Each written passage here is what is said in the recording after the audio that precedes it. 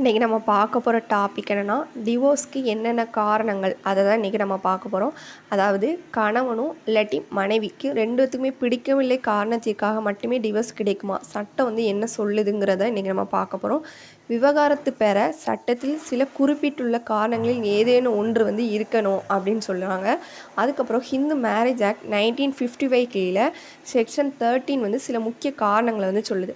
First வந்து கொடுமை, அது வந்து உடல் அல்லது மன ரீதியாக இருக்கிற கொடுமையை வந்து சொல்லுது. செகண்ட் வந்து திருமணத்திற்கு வெளியான உறவு, இது வந்து விவகாரத்துக்கான முக்கிய காரணமாக இருக்குது. அதுக்கப்புறம் கைவிடுதல், காரணமே இல்லாமல் தொடர்ந்து குறைஞ்சது 2 ஆண்டுகள் துணையை விட்டு பிரிந்து வாழ்வது. அதுக்கப்புறம் மதம் மாறுறது, துணையை வேறு மதத்திற்கு மாறினாள். அதுக்கப்புறம் கடுமையான மனநல கோளாறு இருந்தால், திருமண வாழ்க்கையை தொடர முடியாத அளவுக்கு இருந்தால்.